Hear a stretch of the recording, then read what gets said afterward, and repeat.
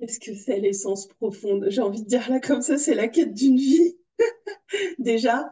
Mais moi, la première chose qui me vient là sur cette essence profonde, c'est déjà de prendre conscience de tous les conditionnements qu'on a pu avoir dans notre vie, de voir tous ces endroits où on a fait ce que les gens attendaient de nous qu'on fasse, ou du moins ce qu'on croyait que les gens attendaient de nous qu'on fasse, et déjà d'aller reconnaître tous ces endroits où on n'était pas vraiment dans l'expression de qui on est, mais dans l'expression de toutes ces choses qu'on fait pour être aimé, pour être reconnu, pour être entendu. C'est déjà se débarrasser de ces manteaux-là, moins les voir et puis s'en libérer progressivement, parce que c'est pas quelque chose qui se fait comme ça du jour au lendemain. Et ensuite, retourner euh, observer toutes ces choses qu'on aime et qu'on a laissées de côté, toutes ces attitudes qui sont naturelles chez nous et qu'on a laissées de côté parce que bah, il y avait notre environnement qui faisait qu'on pouvait pas laisser parler ces choses-là et qu'on pouvait pas être nous-mêmes finalement. Donc, et puis moi, j'ai un exemple qui me vient là quand je te dis ça, c'est que moi, j'ai été pas mal dans un environnement où il y avait beaucoup la peur, beaucoup l'inquiétude au moindre truc. Et en fait, il y a une part de moi qui est vachement insouciante et qui se dit que finalement, les choses sont pas si graves à partir du moment où on va pas mourir. Et encore, même mourir, ça fait partie de la vie. Donc, finalement, est-ce que vraiment c'est si grave? Et du coup, j'avais vachement collé à mon environnement, à m'inquiéter, être anxieuse pour des petites choses, à, à vraiment monter ça un petit peu en épingle. Et aujourd'hui, bah non, j'ai cette part-là qui est insouciante. Alors, je sais pas si insouciante c'est le bon mot, mais qui fait pas du drame pour des petites choses. Et j'ai vraiment reconnecté avec ça et de me rendre compte que bah ouais, je suis comme ça. C'est sûr que ça plaît pas à tout le monde parce que bah ouais, au final, pour moi, il y a rien qui est grave. Vraiment, si je creuse, je me dis, il n'y a rien qui est grave, mais en même temps, c'est moi et c'est directement relié à ma vision du monde. Et c'est voir aussi, voilà, quelle est notre vision du monde, notre vision de la vie, et revenir à ces choses qui sont, au final, naturelles pour nous, mais qu'on a vraiment enterrées sous beaucoup, beaucoup de manteaux, beaucoup de conditionnements, beaucoup de choses qu'on nous a dit, beaucoup de choses qu'on a entendues, beaucoup de choses qu'on a interprétées aussi, parce qu'il y a aussi notre interprétation qui vient un petit peu foutre le bordel là-dedans, parce que des fois on croit qu'on a entendu des choses alors que non, c'est juste des choses qu'on a interprétées. Et puis progressivement enlever toutes ces couches pour revenir vraiment à soi, à son essence. Et puis quand on a, au bout d'un moment, ce travail, on le fait seul assez facilement finalement, parce que on a compris de quoi il retourne et on les reconnaît de plus en plus facilement avec le temps, tous ces endroits, et on s'en libère plus facilement. Mais arriver à son essence pure, je ne sais pas si dans cette vie c'est possible, à moins d'atteindre un niveau de sagesse très élevé, mais c'est un beau chemin, en tout cas. Enfin, pour moi, c'est le plus beau chemin qu'on puisse faire pour soi.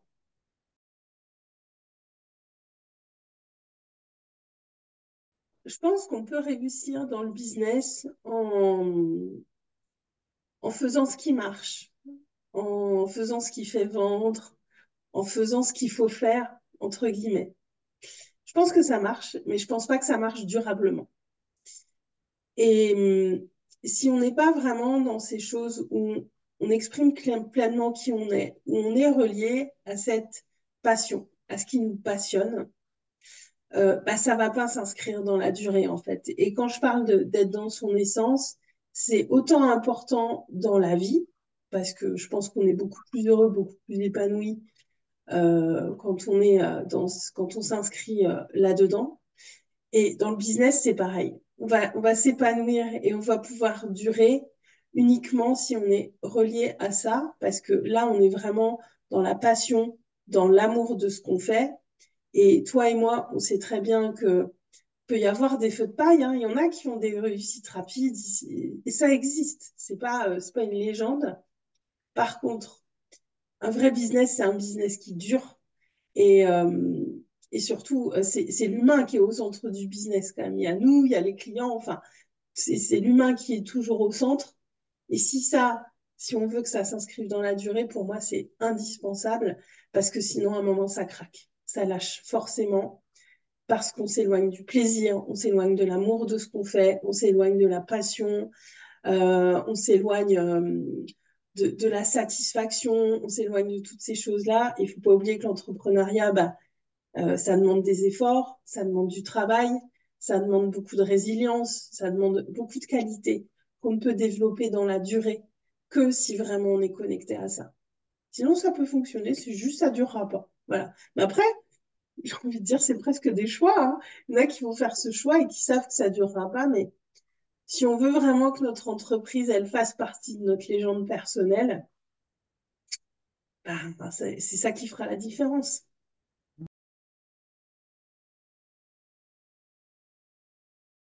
Ouais, ce qui empêche de se reconnecter à soi, enfin d'être vraiment connecté à soi, ça peut être tellement de choses. Et là, c'est presque du cas par cas, tu vois, que je veux voir avec mes clientes. Ça peut être des conditionnements. Alors, on est tous conditionnés par la vie, par notre entourage, par tout ça, mais il y a aussi beaucoup de choses qui vont rester parfois, des empreintes de ce qu'on a vécu sur le plan familial, de ce qu'on a pu vivre dans nos relations, de ce qu'on a pu vivre par le passé. Il y a beaucoup aussi souvent la peur du regard des autres. Il y a la peur de se tromper aussi, parce que quand on revient, ça peut être un grand changement identitaire, ce retour à soi, à son essence, de se reconnecter vraiment à qui on est. Il y a des moments où on peut se dire, mais est-ce que ça me ressemble vraiment? Parce que des fois, ça fait des changements qui sont assez radicaux, tant dans la manière d'être que dans la manière d'agir.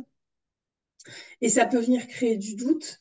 Et, euh, et encore une fois, c'est ça d'expérimenter, d'être dans l'action pour voir si vraiment ça nous ressemble, si vraiment c'est bien ça, parce que quand on a été tellement conditionné, changer d'identité, on peut être dans ce questionnement de se dire, mais est-ce que je suis pas en train de mettre un nouveau conditionnement plutôt que de vraiment revenir à qui je suis vraiment?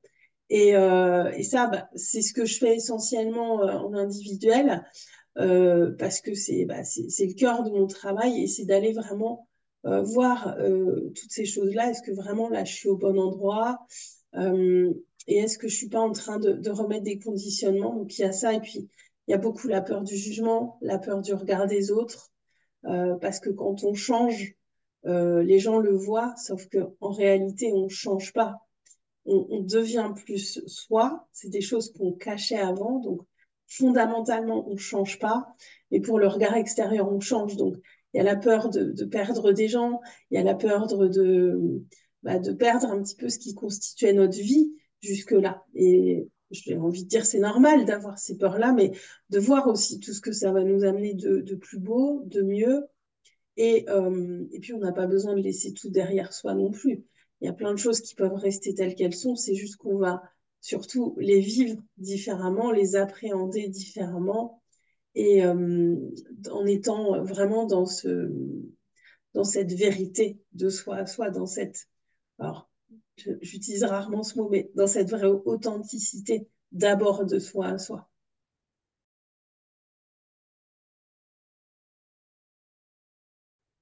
La transformation dans le monde de la thérapie, du coaching, elle peut passer par beaucoup de choses. Moi, j'aime mettre cette notion de conscience, déjà parce que à l'origine, au tout début, j'étais sophrologue et la conscience, c'est quand même le cœur de mes apprentissages. J'ai commencé par là, donc forcément, je peux pas utiliser d'autres mots. En fait, je pense que quand on est sophrologue, on peut pas envisager d'autres mots pour la transformation. Elle doit forcément passer par un niveau de conscience qui est plus aigu que ce qu'il a été précédemment. Et en fait, quand je parle de transformation consciente, c'est vraiment dans cette notion de retour à soi et de ne pas justement revenir, remettre des couches autres pour essayer d'être quelqu'un qu'on a envie d'être, de mettre de nouveaux conditionnements parce qu'on a enlevé les anciens, mais simplement, en fait, je vois vraiment des manteaux. Voilà, c'est comme si on enlève des manteaux et on en met des nouveaux parce qu'on veut coller à quelque chose qu'on a envie d'être. Non, la transformation consciente, c'est on enlève des manteaux, on enlève les manteaux qui ont besoin d'être enlevés pour vraiment revenir, cet être tout nu finalement, être dans notre essence, il y a une forme de nudité, donc qui peut faire peur, hein, parce que voilà, si on se met tout nu face au monde, on va pas être à l'aise, mais on est vraiment, bon, ça peut tirer par les cheveux ce que je dis là, mais c'est pas grave, mais voilà, de pas chercher à remettre des couches supplémentaires là où on en a enlevé en fait. Pour moi, c'est là qu'il y a cette conscience, parce que dans le monde de l'accompagnement, et surtout, avec tout ce qu'on voit sur les réseaux sociaux, on peut s'approprier les rêves des autres, avoir envie de vivre la vie de quelqu'un d'autre. Enfin, c'est quand même pas évident de faire la différence dans tout ça. Mais c'est juste enlever ce qui n'a pas plus besoin d'être et ne pas chercher à remettre du superflu par là-dessus. Et de revenir à cet état brut, vraiment de qui on est, le plus brut possible. Et voilà, comme ces diamants bruts, j'aime bien ce côté un petit peu brut de qui on est, parce que quand je dis brut, c'est aussi il y a toujours des parts d'ombre et de lumière de toute façon, mais au moins c'est vraiment nous, et c'est plus des déguisements qu'on porte, quoi.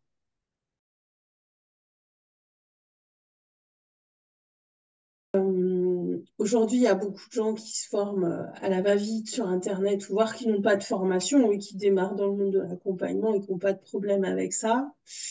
Et il y a plusieurs choses qui peuvent découler de ça. Moi, j'ai eu cette conversation justement avec quelqu'un cette semaine qui aimerait se lancer, qui manque de légitimité parce qu'il n'est pas formé. Et je lui ai dit, tu manques de légitimité parce que tu n'es pas légitime en fait. Comme j'ai dit, je dis pas que tu n'as pas de compétences, mais tu n'es pas légitime. Donc je lui ai dit, commence par te former, faire quelque chose de solide, et ensuite tu verras. Je pense que ton problème de légitimité aura plus trop sa place, tout du moins beaucoup moins.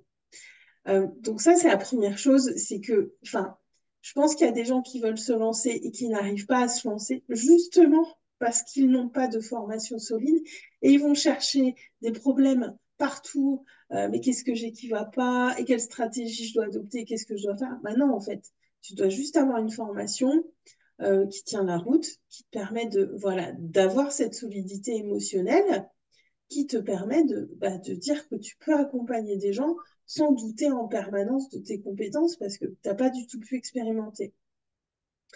Ça, c'est la première chose. Euh, la deuxième chose qui me vient, c'est qu'il y a des gens, enfin, qui se lancent, qui n'ont pas de formation, qui n'ont pas ce professionnalisme, on va dire, parce qu'ils savent pas, parce qu'on leur a pas appris. Parce que formation, au-delà des méthodes et des techniques, on apprend quand même, je vais le dire là, hein, mais on apprend quand même à avoir une posture, les questions de transfert, de contre-transfert, enfin, toutes ces choses-là qui sont hyper importantes, de détecter si on est capable d'accompagner les personnes ou quoi, parce qu'il peut y avoir des problèmes d'ordre psy. Personnellement, je ne suis pas psy, donc voilà, on apprend à détecter toutes ces choses-là, parce que c'est important de pouvoir dire non à des gens.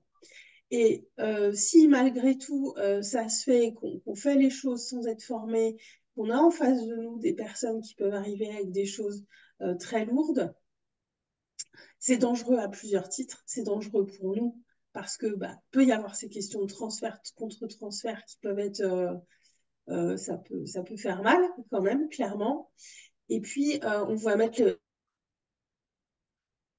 en grande insécurité parce que s'il n'y a pas une solidité intérieure en face de quelqu'un qui vient et qui a besoin d'aide, euh, c'est le chaos. En fait, c'est le chaos.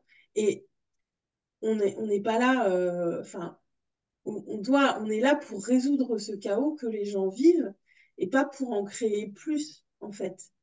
Et gros point d'attention aussi sur les méthodes et les techniques qu'on utilise, parce qu'il y a des gens pour qui ce n'est pas bon, par exemple, d'utiliser de la sophrologie. Et ça, on peut apprendre plein de techniques de sophrologie sur des formations en ligne à 100 balles.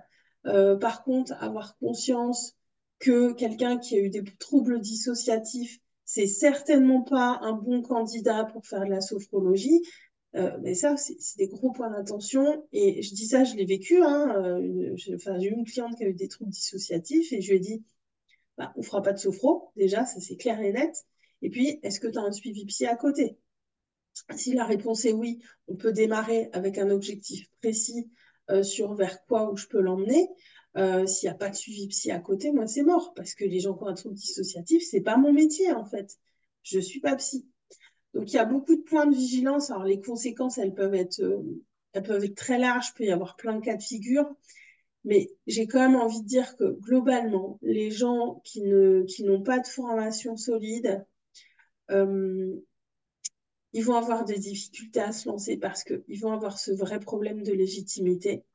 Donc, ils vont avoir des difficultés à se lancer et ils vont souvent pas trouver de clients. Souvent, j'ai envie de dire, il y a cette justice divine, entre guillemets, qui fait que ça fonctionne pas. En fait, ça marche pas parce que il y a toujours un problème. Ils vont toujours aller chercher un problème, se remettre en question, se poser des questions. Et souvent, ça fonctionne pas. Et j'ai aussi souvent entendu ça, des gens qui rageaient sur les gens qui sont pas formés, parce que ça fait des dégâts, parce que ça fait ceci, cela. Et je suis d'accord avec ça. Ça fait des dégâts, c'est pas bien. Euh, Après, moi aussi, je suis tombée sur des gens incompétents, pas formés. Mon premier coach que j'ai pris il y a 5 ans était une catastrophe, vraiment. Mais en même temps, bah, j'avais besoin d'expérimenter ça. Et est-ce que d'un côté, on ne sent pas ces choses-là? Est-ce qu'on n'a pas besoin aussi parfois d'expérimenter un petit peu ça? Je pense qu'il y a une part de ça aussi. Et je pense que de toute façon, le marché s'autorégule. Il y a les gens qui sont compétents, qui sont formés. Il y a ceux qui ne le sont pas. Il y a ceux qui sont là depuis longtemps. Il y a ceux qui débarquent. Et on dit toujours, il y a beaucoup de gens qui arrivent, il y a beaucoup de gens sur le marché, c'est saturé, machin. Non, le marché n'est pas saturé. Le marché, il s'autorégule. Moi, je le vois, ça fait 7 ans que j'ai commencé, ça fait 4 ans que je suis sur les réseaux. Il y a beaucoup de gens qui arrivent, il y a beaucoup de gens qui restent pas. Faut pas l'oublier. Le marché s'autorégule. On est dans un microcosme et bah, par définition, il s'autorégule tout seul, mais le marché est clairement très loin d'être saturé. Au contraire. Moi, j'ai une vision de ça qui est beaucoup plus large. Moi, je vois le coaching d'ici 10, 20 ans. Je vois un monde où tout le monde sait coacher, où tout le monde a sa spécialité, où même dans les familles, on apprend à coacher et que tout le monde, les enfants, les parents, se coachent entre eux. Pour moi, on est qu'aux prémices de notre industrie. On est vraiment qu'au tout début. N'écoutez pas les gens qui disent que le marché s'est saturé. C'est juste pour vous faire peur et vous vendre leur cam, en fait. Parce que ça, c'est pas vrai. Le marché est tout sauf saturé, clairement pas. Pour moi, on est au premier pas du monde du coaching. Il va évoluer, il va changer, bien sûr, mais c'est que le début. On est très très loin de la saturation.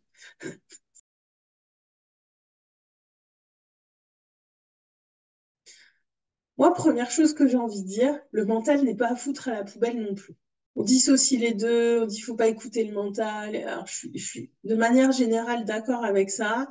Faut pas oublier que notre mental, notre ego, ils sont quand même là pour nous protéger, nous maintenir en sécurité.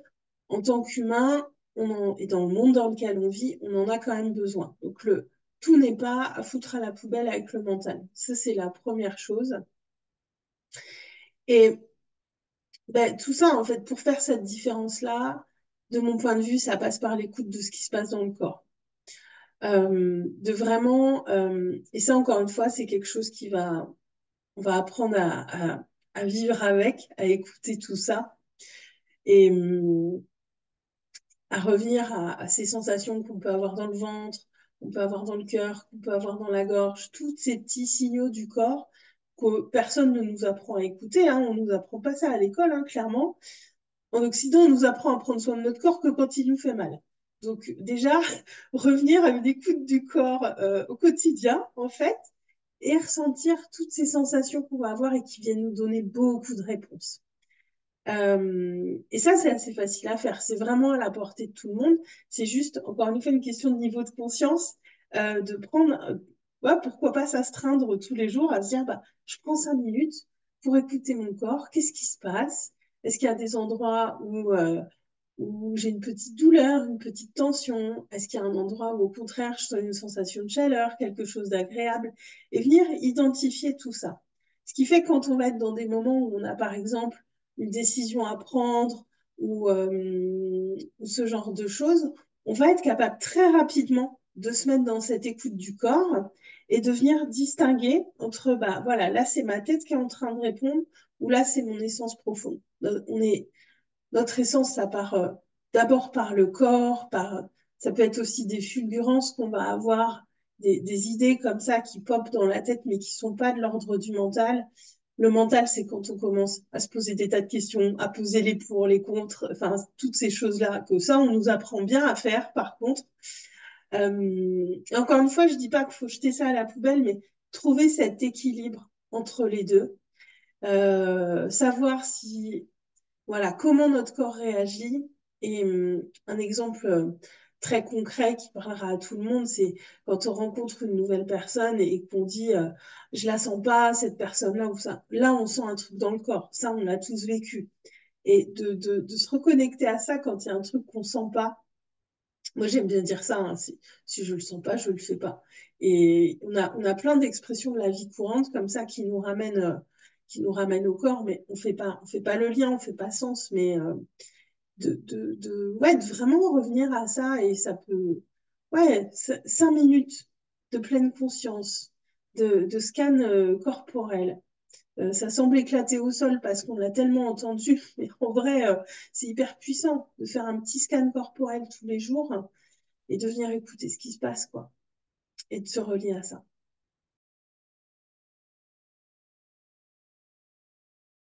Je privilégie beaucoup l'individuel pour tout ce qui est connaissance de soi, pour ce qui est voilà, accompagner les entrepreneurs ou les femmes qui veulent vraiment mettre une transformation profonde dans leur vie parce que bah, déjà, c'est jamais la même chose. Donc, jusque-là, j'ai jamais vécu la même chose avec une cliente qui a cet objectif-là. Donc, il n'y a pas de méthode.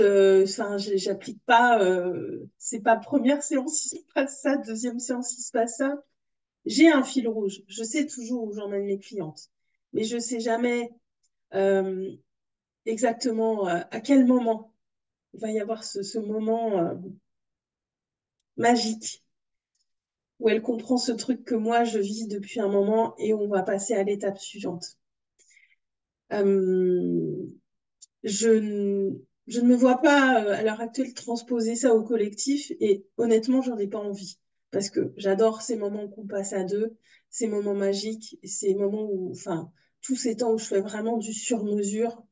Moi, j'adore ça en fait. Vraiment, c'est l'individuel, j'adore ça. Et j'adore le groupe aussi, mais quand je fais des accompagnements de groupe, c'est plus euh, avec voilà, une approche plus méthodique où je sais qu'il peut parler à tout le monde, comme avec le passage par exemple. Enfin, c'est des étapes bien précises.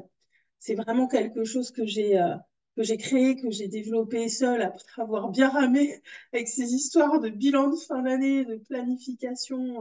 Je sais que ça fonctionne parce que ça a fonctionné pour moi.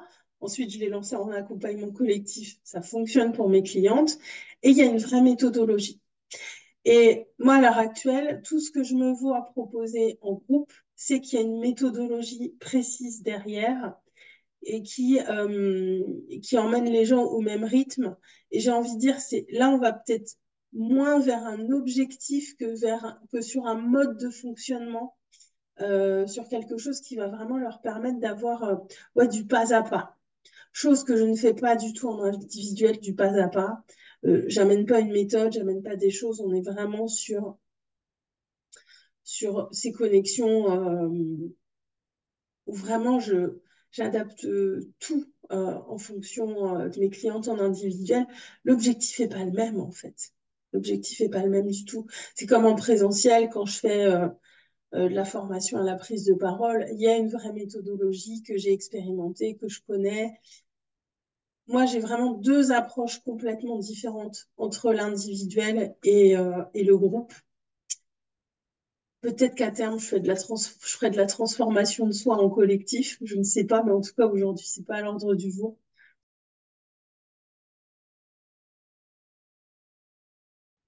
Je pense que quand une personne est prête à vraiment aller vers le niveau de transformation que j'amène, c'est comme si elle avait plus le choix, comme si elle était au pied du mur.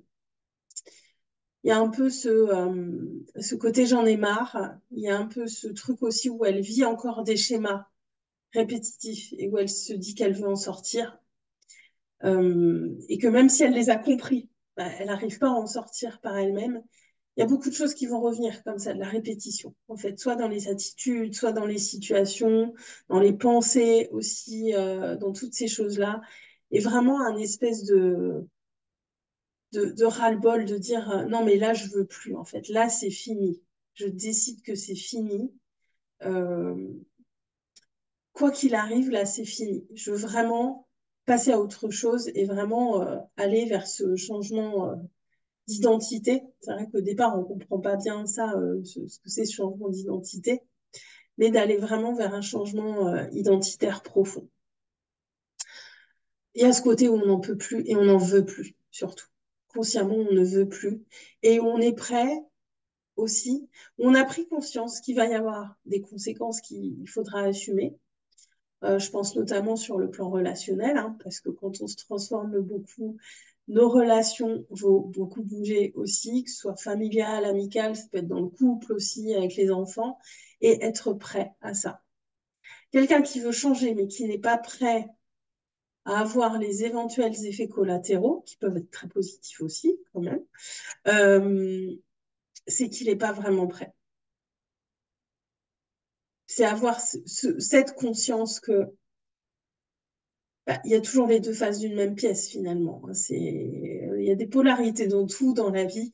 Et c'est de savoir que oui, je vais vers le meilleur pour moi, mais ça va peut-être impliquer des changements qui seront peut-être moins évidents, moins agréables, mais que je sais qu'ils font partie du game et que je suis prête à vivre.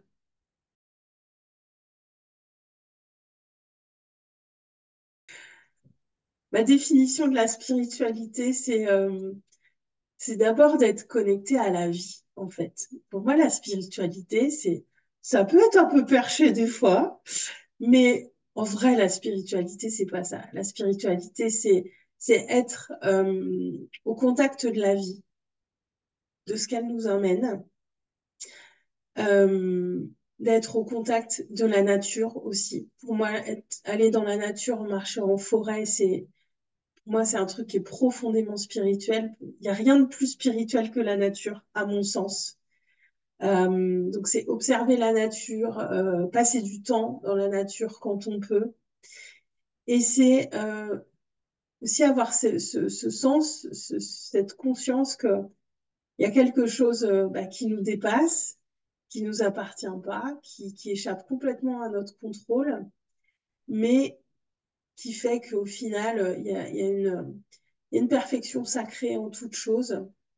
Et même si nous, en tant qu'humains, on ne la voit pas toujours, cette perfection sacrée, parce que parfois, clairement, elle est difficile à voir, on ne va pas se mentir, elle est pourtant là et que toutes les choses ont un sens. Et pour moi, quelqu'un qui se dit spirituel et qui est un petit peu enfermé dans son cocon et qui fait des pratiques et qui n'est pas au contact du monde extérieur et dans la vraie vie, pour moi, c'est pas de la spiritualité, ça c'est du New Age, c'est de la poudre aux yeux, parce que la spiritualité, c'est d'abord dans la vraie vie que ça se passe, hein.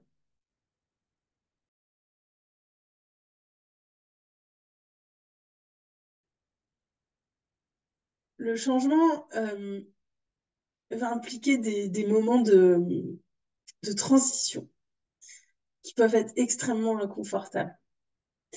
Parce que si on veut changer une situation, c'est qu'on passe de quelque chose qu'on perçoit comme négatif pour aller vers quelque chose qu'on va percevoir comme positif. Et il y a cet entre-deux qui est vraiment hyper inconfortable parce qu'on voudrait tout de suite passer de l'un à l'autre. Mais l'univers a horreur du vide, il faut qu'on crée ce vide. Et le changement va impliquer de créer du chaos, déjà, et ce chaos va créer du vide, à un moment qui va ensuite être rempli par ces nouvelles choses qu'on veut. Ces nouvelles choses, ces nouvelles personnes, ces nouvelles situations, enfin, mettez ce que vous voulez derrière ça. Et c'est déjà de créer ce chaos, alors qu'en vrai, on crée du chaos tout le temps hein, dans notre vie pour amener du changement. On crée toujours du chaos, mais là, de le faire volontairement, consciemment, sans savoir précisément ce qui va se passer derrière, ça fait flipper. Et ça peut venir, mais même je le sens quand je dis ça, ça peut venir faire des tensions dans le corps, faire des tensions, et où là, on va venir freiner le changement parce que il y a le mental, il y a la peur qui vient un petit peu s'emparer de nous. Parce que ça demande aussi une part de lâcher prise qui est hyper importante, et encore une fois, on nous apprend pas ça. Et je le partage souvent, moi je l'ai vécu à l'été 2021, à un moment, mon cercle relationnel, alors autour de moi géographiquement, était quasiment vide. Il n'y avait plus personne. Et c'était un peu vertigineux parce que d'un côté, je savais très bien pourquoi ces personnes étaient sorties de ma vie et j'étais en paix avec ça. J'étais pas super en paix avec le fait de vraiment plus avoir d'amis proches autour de moi. Parce que moi, j'ai plein d'amis, de copines qui sont aux quatre coins de la France, voire même sur d'autres continents, mais autour de moi, il y avait plus grand monde. Et ça a duré plusieurs mois comme ça. Mais en même temps, au fond de moi, je savais qu'il y avait ce vide qui s'était créé par la force des choses et qu'il allait venir se remplir. Et effectivement, il s'est rempli progressivement. Et aujourd'hui, je me dis, quand je vois mon entourage relationnel aujourd'hui, je me dis, waouh, quoi, c'est trop cool, ça valait vraiment d'affronter ce vide. Mais voilà, ça nécessitait aussi d'accepter qu'il fallait que je dise au revoir à pas mal de personnes, de le faire. Et ça, c'est dur aussi parce qu'on a de l'affect. Même s'il y a des personnes avec qui on n'est plus en phase, bah, on peut pas nier qu'il y a de l'affect et que c'est pas agréable, c'est pas drôle, quoi. Mais voilà, ça s'est créé. Et laisser le temps aussi à l'univers. Et ça fait peur, tout ça. Ça fait peur. Et c'est normal, mais c'est vraiment d'accepter ça. Et en fait, plus on va l'expérimenter, plus on va être prêt à l'expérimenter. Moi, je dis souvent ça à mes clientes. Là, tu as peur de ça. Tu n'auras pas moins peur quand tu vas le revivre dans 6 mois, dans un an, dans 10 ans. La peur, elle sera toujours là, mais tu vas le vivre différemment parce que tu sais ce qui se passe après. Tu as toujours cet inconnu. Tu sais pas exactement ce qui va se passer après, mais tu sais qu'il va se passer un truc après et tu vas l'accueillir plus facilement. Et c'est venir un petit peu jouer ce petit jeu de s'habituer à ces changements où on va aller créer du chaos, qui va créer du vide, qui va se remplir par autre chose, mais on ne sait pas par quoi. Et c'est accueillir l'inconnu. Et à chaque fois, c'est un peu le même processus, hein, clairement. C'est juste que les premières fois, quand on le vit en conscience, on a super peur parce qu'on a l'impression qu'il ne va plus rien se passer. Alors qu'en vrai, si, la vie est un mouvement permanent. Mais, et après, on le refait. On se dit, ah, mais non, je me rappelle, cette fois-là, il s'est passé ça, c'est bon, confiance. Et la confiance, elle grandit comme ça. Mais ça ne veut pas dire qu'après, on n'a plus peur. Et ça ne veut pas dire que c'est pas inconfortable d'accueillir tout ça. Ça veut juste dire qu'on a le souvenir de comment on l'a fait précédemment dans d'autres cas. Et on peut se rattacher à ça et venir se rassurer intérieurement. Parce que la sécurité intérieure, elle va partir de ça aussi.